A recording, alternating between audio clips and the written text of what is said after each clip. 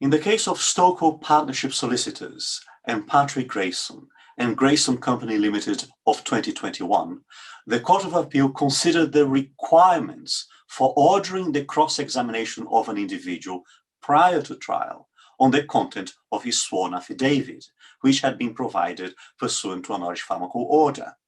The relevance of this case is that it illustrates that the courts have been actively adapting traditional legal remedies in order to locate assets and identify wrongdoers in complex cases involving cyber attacks, hacking, and digital theft of confidential information. The facts of this case are as follows. The claimant was a UK-based criminal law firm that had been the victim of cyber attacks after taking on the case for a detainee who had been imprisoned for fraud in the UAE. The case concerned allegations against defendants arising out of cyber attacks, hacking of the claimant's bank account, and theft of confidential information. In two linked proceedings, Norwich Pharmacal orders were obtained against two defendants. The orders required these individuals to disclose documents and information in sworn affidavits. This was to enable the claimant to identify the ultimate wrongdoer and to plead a case against this wrongdoer in relation to the cyber attacks.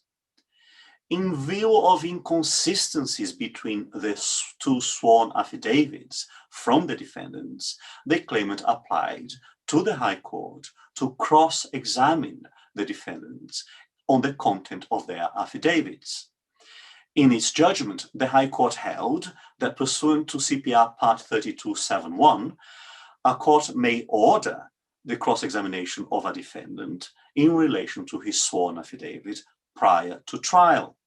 However, the High Court held that this exceptional power is subject to the requirements set out in Section 37 of the Senior Courts Act. This meant that such an order for cross-examination must be just and convenient.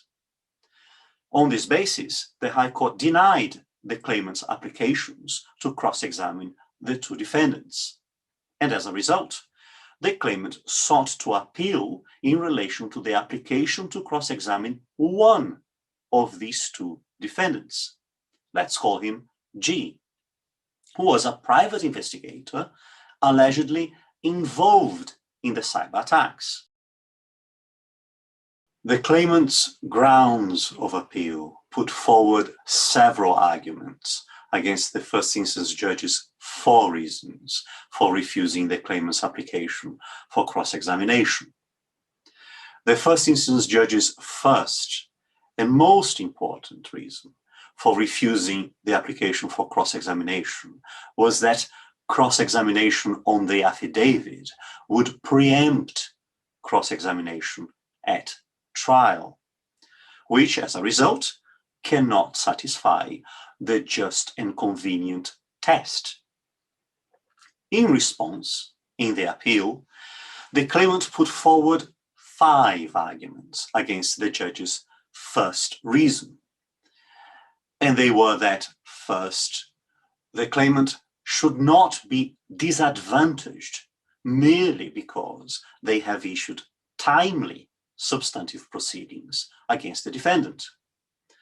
Second, there was no date for the trial. Third, there was no guarantee that the defendant would give evidence at trial. Fourth, the cross-examination would simply focus on the identity of the ultimate wrongdoer and not on whether the defendant's actions were wrongful. And 5, the claimant was prepared to undertake not to use any material obtained in cross-examination against the defendant at any future trial. But I will tell you what the Court of Appeal thought of these 5 arguments in a moment. First, let's look at the other arguments made by the claimant against the other reasons given by the first instance judge to refuse to order the cross-examination. The judge's second reason was that the pleaded case against the defendant was limited in scope and there was no clear evidence that these attempts to obtain confidential information were ongoing. Against this reason, in the appeal, the claimant contended that the nature of the substantive case against the defendant was irrelevant, since the purpose of the cross-examination was to enable the claimant to determine the extent of the wrongdoing and to bring proceedings against the ultimate wrongdoer. The judge's third reason for refusing the order to order cross-examination was that there was limited material available to be used in cross-examination that contradicted the content of the sworn affidavit.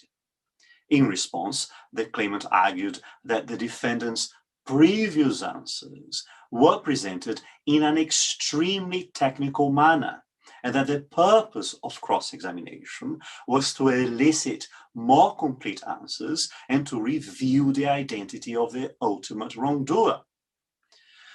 The judge's fourth reason was that it was highly relevant that the claimant could use CPR Part 18 to make an application for a court order to obtain further evidence against the defendant. Against this reason, in the appeal, the claimant argued that CPR Part 18 is not an appropriate substitute for cross-examination when the veracity of an affidavit is in issue. The Court of Appeal upheld the High Court's decision, denying the appeal on the basis of the first and most important reason given by the first instance judge. This main reason was that cross-examination on the affidavit would preempt cross-examination at trial. And as a result, it cannot be just and convenient to order cross-examination on a Norwich Pharmacal affidavit where the individual to be cross-examined is a defendant in substantive proceedings concerning overlapping issues. The Court of Appeal made 4 additional statements.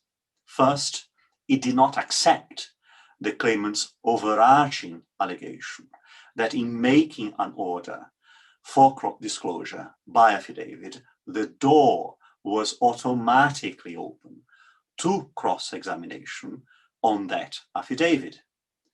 Second, an undertaking by the claimant that any material obtained in cross-examination on the affidavit would not be used against the defendant at trial would not be effective in practice. The claimant could simply seek permission from the court to use such material in proceedings against the defendant. Third, the Court of Appeal noted that the first instance judge's reason was correct, that it was highly relevant to whether cross-examination would be just and convenient, that it was open to the claimant to make an application under CPR Part 18 for an order requiring the defendant to provide further information. And finally, the Court of Appeal did not agree that the case against the defendant was limited in scope. In relation to this issue, in a separate concurring judgment, Lord Justice Peter Jackson added that when the judge described the claimant's pleaded case against the defendant as limited in scope, the judge did not refer to the most serious of the allegations, which concerned hacking into the claimant's bank account.